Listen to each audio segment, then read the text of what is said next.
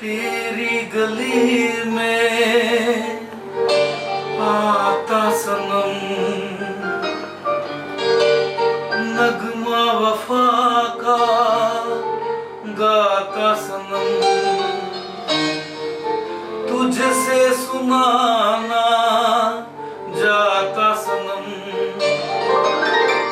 फिर आज इधर आया हूँ मगर ये कहने में दीवाना, खत्म बस आज ये वहशत होगी,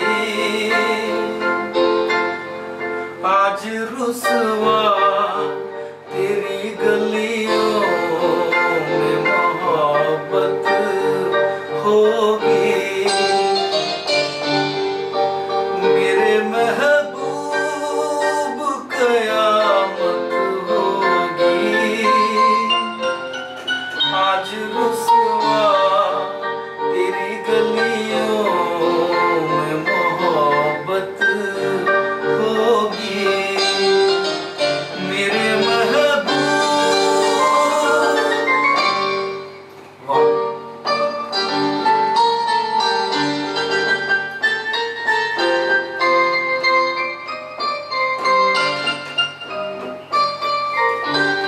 फरक भाई, आपके घर के माहौल के हिसाब से आप लोगों को बहुत सपोर्ट किया है घर वालों ने, तो आपको पब्लिक ने भी सराहा होगा कि आपका आवाज़ बिल्कुल, आपकी आवाज़ किशोरदा से मिलती जुलती है।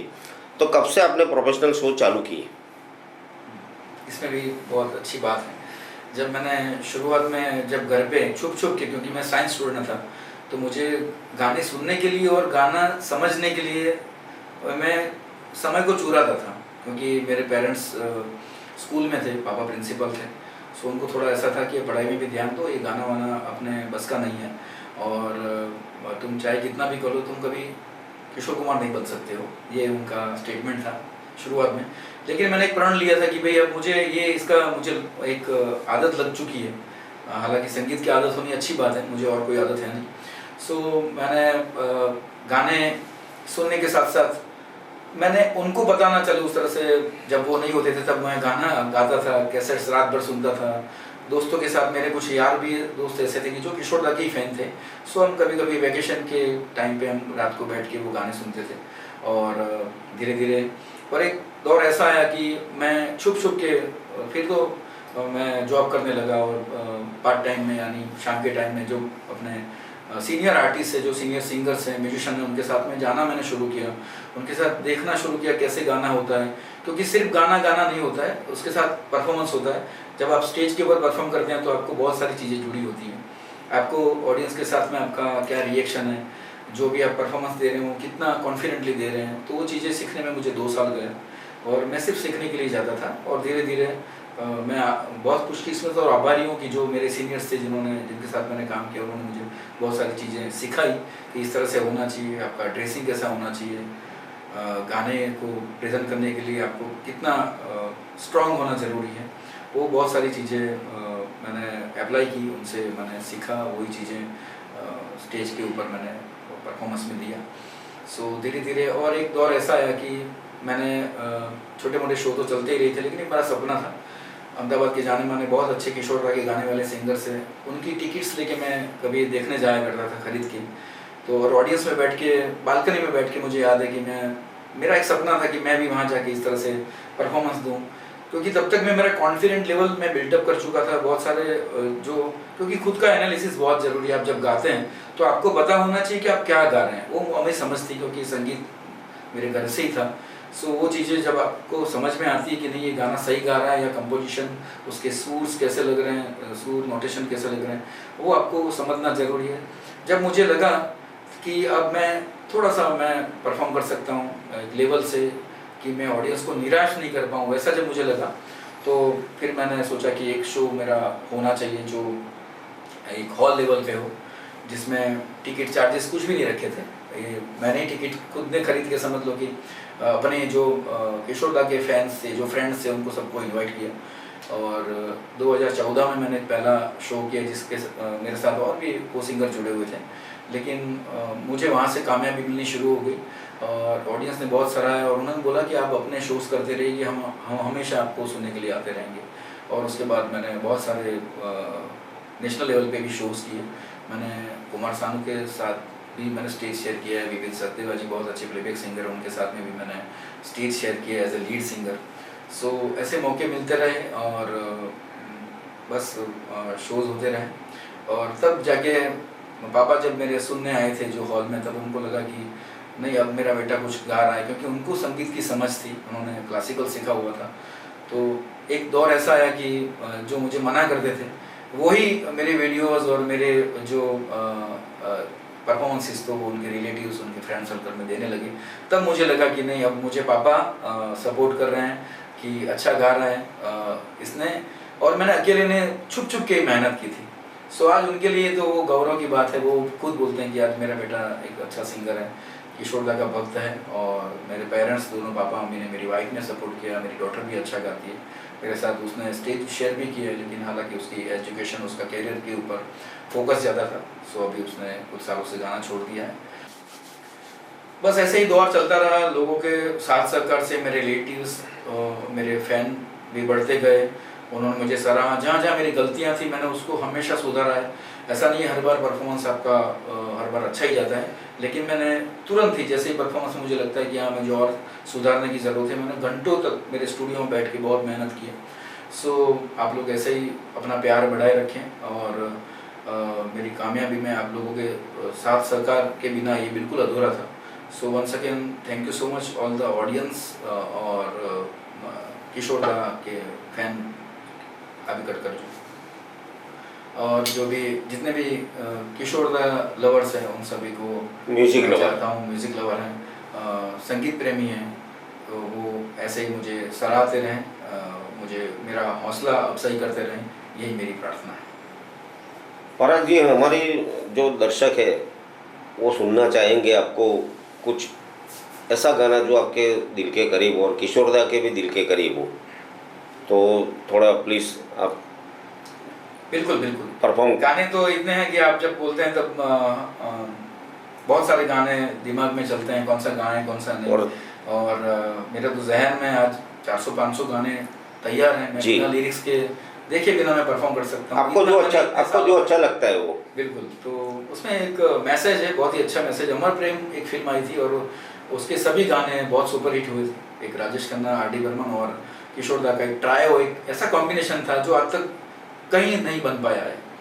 सो ऐसा ही गाना है, मैं वो 2 लाइन गुनगुना चाहूँगा। एक मैसेज है ये गाने में कि कुछ तो लोग कहेंगे,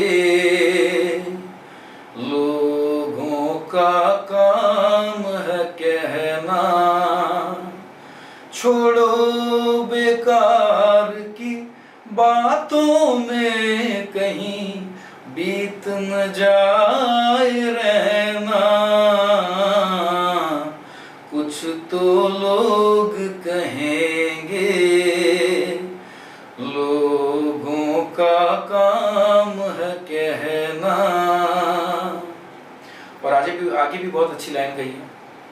कुछ रीत जगत की ऐसी है, हर एक सुबह की शाम हुई। क्या बात। किशोर दा का कोई ऐसा किस्सा याद है सर आपको कि जो दर्शकों को आप बता सके? जैसे कि बॉलीवुड के अंदर बहुत सारे सिंगर्स हैं, लेकिन आपको किशोर दा का कोई किस्सा याद है तो ज़रा बताइए। किशोर दा मेरे लिए भगवान है और उनकी शायद मैं जितनी जानकारी जानता हूँ उससे बहुत सारे किस्से ऐसे हैं जो अनहर्ड होंगे। तो जिन्होंने किशोर दा के साथ काम किया है, जिनके बारे में उनके साथ बहुत नॉलेज है, वैसे लोगों के साथ मैं उठता बैठता रहता हूँ। लेकिन एक किस्सा मैंने सुना था कि जब आराधना फिल्म आई थी राजेश खन्ना साहब की, तब उन्होंने ये चाहा था कि राजेश खन्ना जी एक बार मुझे आके मिले। और तब तक तो वो राजेश खन्ना तो बहुत सुपरस्टार ऑलरेडी, यानी नाम चल रहा था उनका। तो जब उनको इनवाइट किया उनके डायरेक्टर से, शक्ति सामंत जी का और उन्होंने बोला कि मुझे एक बार ये एक्टर से मिलना है, राजेश खन्ना जी से। सो राजेश खन्ना ने थोड़ा डिनाई किया कि मैं इतना बड़ा सुपरस्टार हूँ, मैं ये सिंगर को मिलने क्यों जाऊँगा सर। सो थोड़ा बहस होने के बाद में डायरेक्टर ने उनको रिक्वेस्ट की कि वो अगर बोल रहे हैं तो एक बार तुम जाके आओ, उनको मिल लो, जो भी होगा कुछ अच्छे के लिए होगा सर। तो राजेश खन्ना जी फिर उनके पास गए और उनके साथ डिस्कस किया, नॉर्मल ही उन्होंने बिहेव किया और थोड़ा स्टैंड भी लगा। हालांकि उसके बाद तो बहुत अच्छी यारी दोस्ती हम लोगों की हो गई।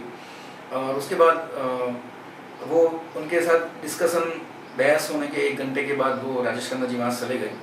और फिर बाद में इनका एक गाना था, मेरे सपनों की रानी कब आएगी, वो गाना रिकॉर्ड हुआ।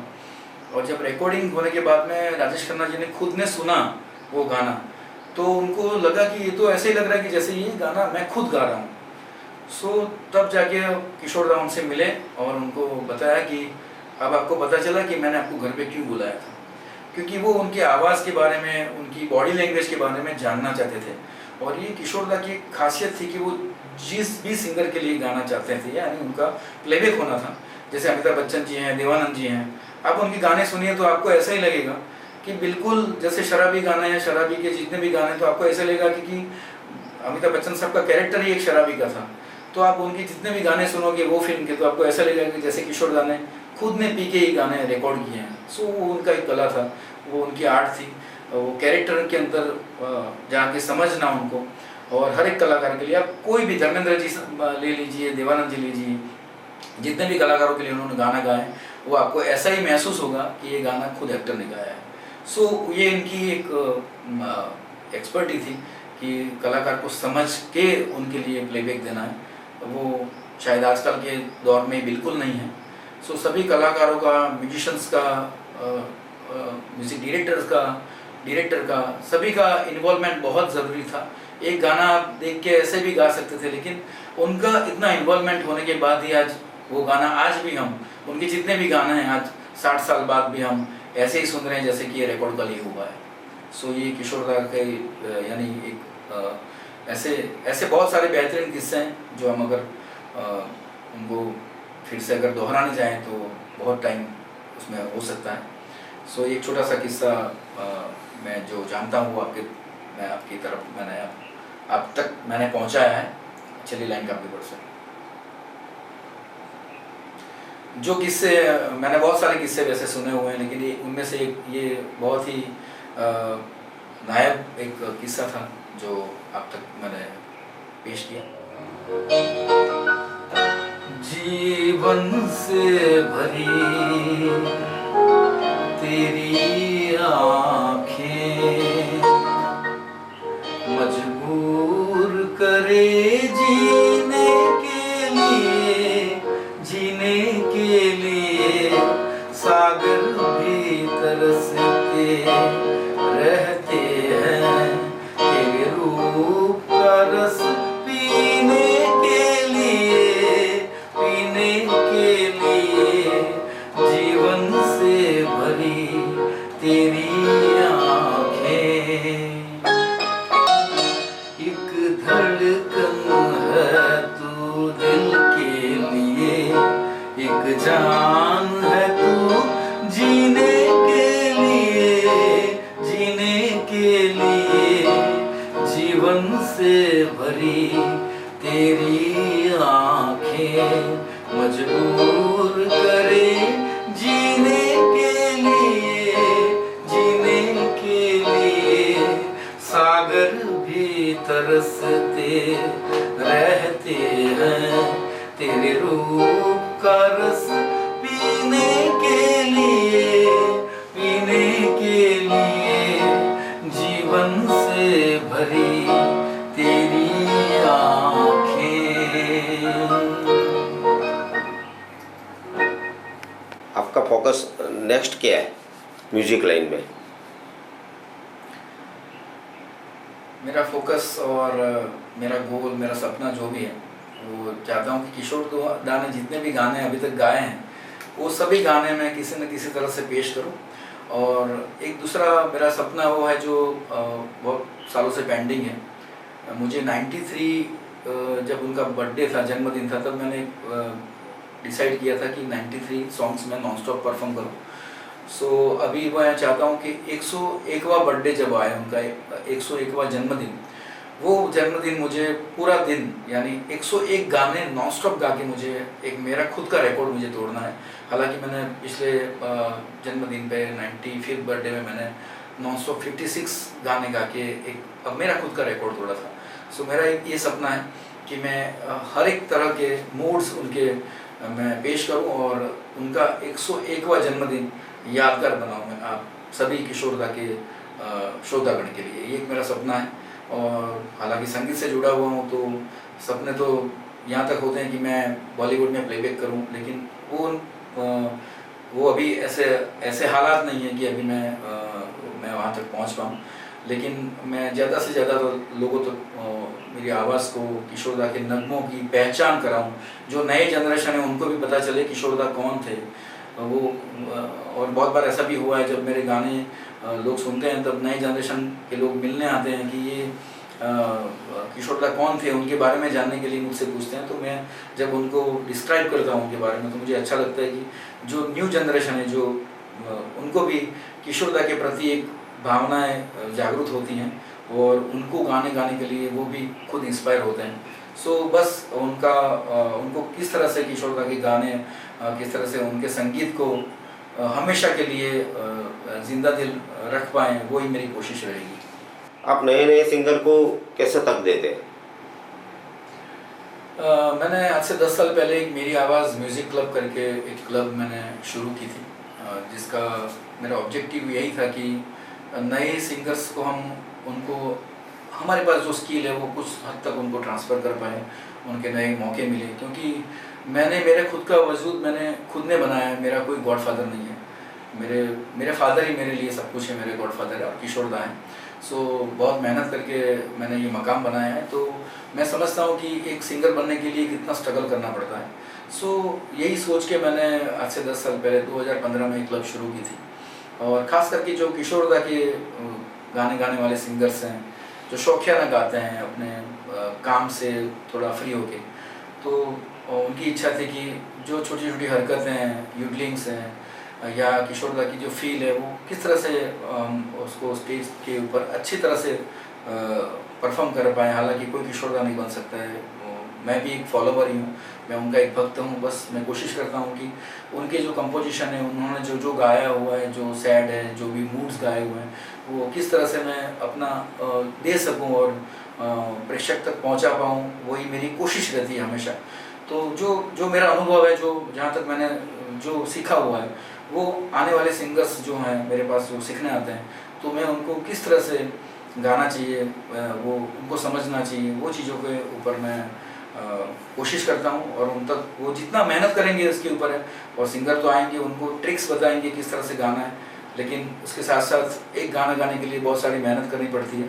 हो सकता है एक गाना आप 1 घंटे में भी गा सकते हैं, या 7 दिन भी लगते हैं, 6 महीने भी, और 1 साल भी लग सकता है।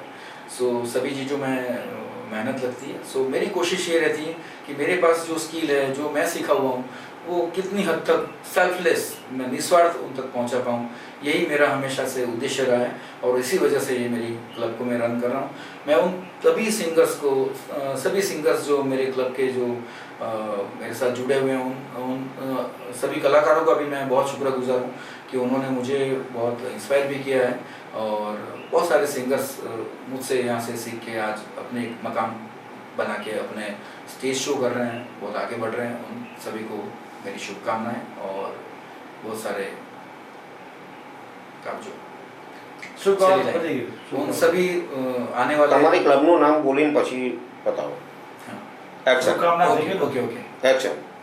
सो मैं उन तमाम कलाकार जो मेरी आवाज़ म्यूज़िक क्लब के ज़रिए मेरे साथ जुड़े हुए हैं, मेरे से एक अनोखा रिश्ता बना हुआ है, बहुत कुछ सीख रहे हैं मुझसे, मैं उनसे भी कुछ सीख रहा हूँ।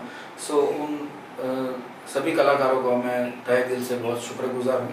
वो बहुत आगे बढ़ें, बहुत अच्छे से परफॉर्म करें, यही मेरी शुभकामनाएं और प्रार्थनाएं हैं उनके लिए।